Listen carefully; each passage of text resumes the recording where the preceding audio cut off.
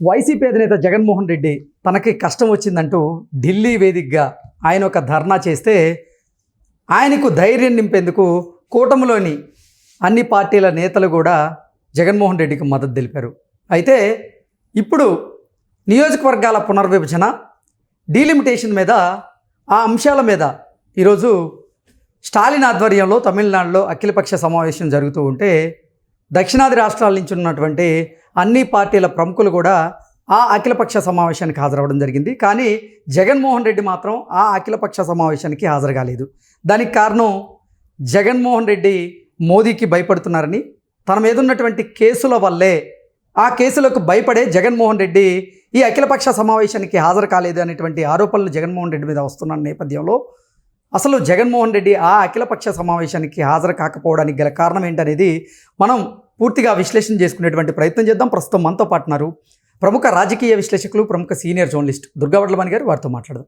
దుర్గా, నమస్తే అండి. నమస్తే అండి. తమిళనాడు ముఖ్యమంత్రి స్టాలిన్ గారి ఆధ్వర్యంలో ఈరోజు నియోజకవర్గాల పునర్విభజన, డీలిమిటేషన్ అంశాల మీద అఖిలపక్ష సమావేశం జరుగుతూ ఉంది. ఆ అఖిలపక్ష సమావేశానికి దక్షిణాది రాష్ట్రాల్లో ఉన్నటువంటి అన్ని పార్టీలకు సంబంధించినటువంటి అధినేతలు లేదా పార్టీల ప్రముఖులు కూడా హాజరయ్యారు.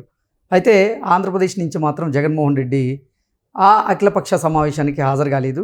జగన్మోహన్ రెడ్డి ఆ అఖిలపక్ష సమావేశానికి హాజరు కాకపోవడానికి కారణం ఆయన మీద ఉన్నటువంటి కేసులకు భయపడి, మోదీ గారికి భయపడి ఆయన ఆ సమావేశానికి హాజరు కాలేదు అనేటువంటి ఆరోపణలు ఆయన మీద వస్తూ ఉన్నాయి. దీన్ని ఎలా చూడాలి? ఆయన హాజరు కాకుండా ఉండడానికి కారణం ఏంటంటే ఏం చెప్తారు? ఇవాళ మీరు చెప్పినట్టుగా తమిళనాడులో స్టాలిన్ ఆధ్వర్యంలో ఈ అఖిలపక్ష సమావేశం కావచ్చు, డీలిమిటేషన్ మీద, ముఖ్యంగా దక్షిణాది రాష్ట్రాలకు జరగబోయే నష్టం మీద అన్ని రకాలుగా వీళ్ళు ఒక సమావేశం ఏర్పాటు చేశారు. దీనికి కర్ణాటక నుంచి డికే శివకుమార్ ఉప ముఖ్యమంత్రి, తర్వాత తెలంగాణ ముఖ్యమంత్రి రేవంత్ రెడ్డి, తర్వాత ప్రతిపక్ష నేత కేటీఆర్ బీఆర్ఎస్ తరఫున, తర్వాత పినరయి విజయన్ మన కేరళ ముఖ్యమంత్రి, వీళ్ళందరూ అటెండ్ అయ్యారు. అయితే జగన్మోహన్ రెడ్డి ఖచ్చితంగా అటెండ్ అయి తీరాలి. ఎందుకంటే ఆయనకు అవసరమైనప్పుడు వీళ్ళందరూ కూడా ఆయనకు అండగా నిలిచారు. గతంలో ఆయన ప్రమాణ స్వీకారోత్సవానికి కూడా స్టాలిన్ రావడం జరిగింది. మరి అటువంటప్పుడు ఈయన మిత్రధర్మాన్ని పాటించి ఈయన ఖచ్చితంగా వెళ్ళాలి ఇవాళ. ఎందుకంటే ఇప్పుడు బీజేపీ ఆయన దూరం పెట్టింది కాబట్టి బీజేపీతో అసలు ఆయనకి ఇప్పుడు సంబంధం లేదు. ఒక రకంగా గతంలో సంబంధం ఉన్నా కూడా, అంటే బయట నుంచి మద్దతు ఇచ్చుకున్నా ఏం చేసుకున్నా కూడా స్టాలిన్ వచ్చారు. అలాంటప్పుడు ఇవాళ ఆయన నా కేసులు కాదు ముఖ్యం, నాకు నా రాష్ట్రం ముఖ్యం, దక్షిణాది ముఖ్యం అనే ఒక ఆలోచనతోటి ఇవాళ ఆయన అడుగు వేయాల్సిన అవసరం ఎంతైనా ఉంది. కానీ ఎప్పట్లాగానే జగన్ నేను ముఖ్యం, నాకు నా కేసులు ముఖ్యం, నేను జైలుకి వెళ్లకుండా చూసుకోవడం ముఖ్యం, నా పార్టీ ముఖ్యం, నాకు ప్రజలు ముఖ్యం కాదు, దక్షిణాది రాష్ట్రాలు ఏమైనా నాకు పర్వాలేదు, ఆంధ్రప్రదేశ్ ప్రజలు ఏమైనా పర్వాలేదు, డీలిమిటేషన్ అమలు చేసినా పర్వాలేదు అనే ఒక ఉద్దేశంతో ఆయన ఇవాళ వెళ్ళలేదు. నిన్ననే ఒక లెటర్ రాసేశాడు మోదీకి. మరి ఆ లెటర్ నిజంగా ఆయన రాశారా లేదా నాకైతే తెలీదు. ఎందుకంటే దీని మీద దృష్టి పెట్టండి, నష్టం జరుగుతుంది, ఆలోచించండి అన్నట్టుగా ఏదో రాసినట్టున్నాడు ఆయన.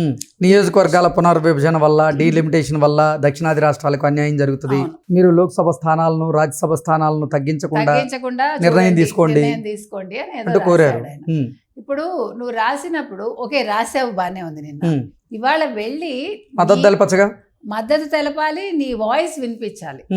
ఎస్ నేను కూడా ఉన్నాను, మా ఆంధ్రప్రదేశ్ ఏమీ తక్కువ కాదు. ఎందుకంటే అన్ని రకాలుగా ఆంధ్రప్రదేశ్ ముందంజలోనే ఉందిగా. యాక్చువల్గా మీరు కనుక చూసుకున్నారంటే 22-23లో తలసరి ఆదాయంలో ఆంధ్రప్రదేశ్ తక్కువ ఉంది తెలుసా మీకు? దక్షిణాది రాష్ట్రాలు మీరు నమ్ముతారో లేదు, నెంబర్ 1లో తెలంగాణ ఉంది తలసరి ఆదాయంలో. అందుకని అది ఆయన హయాంలోనే జరిగింది. కాబట్టి ఇవాళ వెళ్ళి ఆయన అన్ని మాట్లాడాలి ఎప్పటిలాగా. అంటే అసలు జగన్మోహన్ రెడ్డి అఖిలపక్ష సమావేశానికి హాజరు కాకపోవడానికి గల కారణం ఏంటి ప్రధానంగా అంటే ఏం చెప్తారు? ఏమీ లేదండి, సింపుల్ కారణం అందరికీ తెలుసున్నదే. బీజేపీ తోటి ఇప్పుడు పెట్టుకుంటే ఆల్రెడీ ఇవాళ సిబిఐ, ఈడీ ఏం చెప్పాయి? కేసులన్నీ చాలా కేసులు పెండింగ్లో ఉన్నాయి, త్వరితగతిని వాటిని ముగించండి అన్నారు. ఇప్పుడు జగన్మోహన్ రెడ్డి కేసు కూడా తిరగదోడమని చెప్పారు. ఉమ్, ఆ భయం ఉంది. ఇప్పుడు అరెస్ట్ భయంతో ఆయన వెళ్ళడానికి సాహసించలేరు. ఉమ్, నేను వెళ్తే బీజేపీ దృష్టిలో నేను చెడ్డవాడిని అవుతాను. ఉమ్, ఎందుకంటే ఆల్రెడీ వీళ్ళు హిందీ విషయంలో కూడా అంటే 3 లాంగ్వేజ్ ఫార్ములాని ఉమ్, వ్యతిరేకిస్తున్నారు. తమిళనాడు వాళ్ళు 3 లాంగ్వేజ్ ఫార్ములాని వ్యతిరేకిస్తున్నారండి. ఉమ్, ఆ వ్యతిరేకించడం అనేది కరెక్టే అది. ఎందుకంటే ఏ భాషని ఎవరు కూడా ఎవరి మీద రుద్దకూడదు. ఎవరి మాతృభాష వాళ్ళది, ఎవరికి నచ్చిన భాష వాళ్ళు చదువుకుంటారు. ఎస్పెషల్లీ నార్త్ వాళ్ళు సౌత్ మీద వాళ్ళ పెత్తనం చెలాయించడానికి వీల్లేదు. సో ఇక్కడ భాషతో మొదలయ్యి ఇవాళ నియోజకవర్గాల పునర్విభజన దాకా వచ్చింది. ఇది అవును. జనాభా ప్రాతిపదికన ఏది చేయడానికి వీల్లేదు. జనాభా ఎక్కువ ఉంటే ఉంది కాబట్టి ఇప్పుడు మీరు జనాభా నియంత్రణ అన్నప్పుడు దక్షిణాది వాళ్ళందరూ కూడా జనాభా నియంత్రణ పాటించారు. ఈరోజు అన్ని రంగాల్లో దక్షిణాది ముందంజలోనే ఉంది. ఉమ్, మరి వాళ్ళు జనాభా పెంచుకుని మన జనాభాలో 28% 23% ఉంటే ఉమ్. వాళ్ళు తక్కువ ఉన్నదాన్ని 45%కి వెళ్ళిపోయింది ఈరోజు నార్త్. అసలు ఈ డీలిమిటేషన్ని తెర మీదకి తీసుకొచ్చింది ఎవరు? ఫస్ట్ తీసుకొచ్చింది రాహుల్ గాంధీ అండి. ఉమ్. అర్థమైందా మీకు? మరి ఇప్పుడు అంటే ఇండియా కూటమిలో కీలకంగా ఉన్నటువంటి రాహుల్ గాంధీ గారే దీన్ని తెర మీదకి తీసుకొస్తే ఇప్పుడు ఇండియా కూటమిలో ఉన్నటువంటి పార్టీలకు సంబంధించినటువంటి ప్రముఖులు కొంతమంది దీన్ని వ్యతిరేకిస్తూ ఉన్నారు. ఏంటి, దీన్ని ఎలా చూడాలి? అంటే వ్యతిరేకిస్తున్నారంటే వ్యతిరేకించాల్సిన అవసరం వచ్చింది. ఉమ్, ఇప్పుడు అతను కూడా ఇప్పుడు రాహుల్ గాంధీని మీరు ఎంత కాదనుకున్నా నార్త్కి చెందిన వాడే కదా. ఉమ్, సౌత్ మీద వాళ్ళకి ఎందుకు ఎంత ప్రేమ ఉంటుంది? ఇప్పుడు సౌత్ వాళ్ళందరూ కూడా ఏకమైంది. ఎందుకంటే వాళ్ళ ప్రజల్ని దృష్టిలో పెట్టుకుని వాళ్ళ అంటే మనకొచ్చే మొత్తం బెనిఫిట్స్ కావచ్చు ఏదైనా కూడా తగ్గిపోతాయి. డీలిమిటేషన్ వల్ల ఎంపీలు తగ్గిపోతారు. ఎంపీలు ఎప్పుడైతే తగ్గిపోయారో రాజ్యసభ లోక్సభలో మన వాయిస్ వినిపించడం అనేది తగ్గిపోతుంది. ఉమ్, మన మీద పెత్తనం వాళ్ళు చేస్తారు. ఉమ్, ఇప్పుడు మనం అన్ని రకాలుగా మనం ఇస్తున్నామండి. జిఎస్టీ ఇవ్వట్లేదా? మనం ట్యాక్సులు కట్టట్లేదా? సౌత్ వాళ్ళు ఉమ్, వాళ్ళకంటే ఎక్కువ కడతాం. అవును. నిజం చెప్పాలంటే మనం చదువుకుని ఉద్యోగాలు చేసుకుంటాము, వాళ్ళు ఎక్కువ వ్యాపారాలు చేసుకుని వాళ్ళ వ్యాపారాలన్నీ కూడా సౌత్లో కూడా వాళ్ళు విస్తరించున్నారు చెప్పాలంటే. ఈరోజు మీరు మనం మాట్లాడుకున్నాం, ఇవాళ మీకు ఏ రంగం తీసుకున్నా, ఒక నిర్మాణ రంగం తీసుకున్నా, ఏది తీసుకున్నా నార్త్ వాళ్ళ ఆధిపత్యం ఎక్కువైపోయింది మనకి సౌత్లో.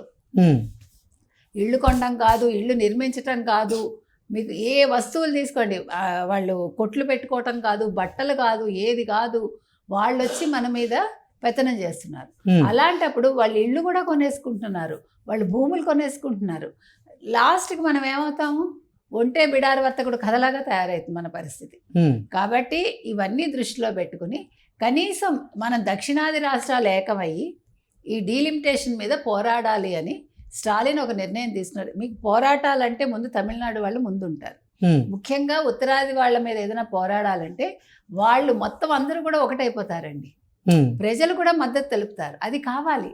మీకు గుర్తుందా, జల్లికట్టు విషయంలో తమిళనాడు వాళ్ళు ఏం చేశారండి?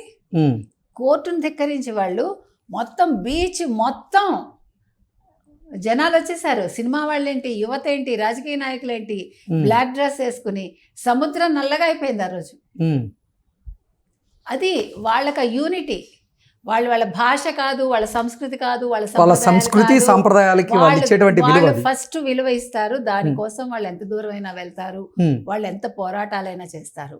కాబట్టి ఇవాళ జగన్మోహన్ రెడ్డి అనేవాడు fish out of the water లాగా తయారయ్యాడు. ఎందుకంటే ఇప్పుడు ఎటు కాకుండా అయిపోయాడు. ఉమ్, ఇటు వీళ్ళతోటి లేడు, అటు పూర్తిగా బీజేపీ వాళ్ళు కూడా వాళ్ళు ఏం పిలవట్లేదు, వాళ్ళు దూరం పెట్టారు. ఓకే. కాబట్టి జగన్మోహన్ రెడ్డి సందర్భాన్ని బట్టి తను ఎలా చేయాలి, ఏం చేయాలి, ఉమ్, ఎలా బిహేవ్ చేయాలి తెలుసుకోవాలండి. ఉమ్, లేకపోతే ఇప్పటికే ఒంటరివాడయ్యాడు, రేపొద్దున ఏకాకిగా అలాగే మిగిలిపోతాడు. ఓకే.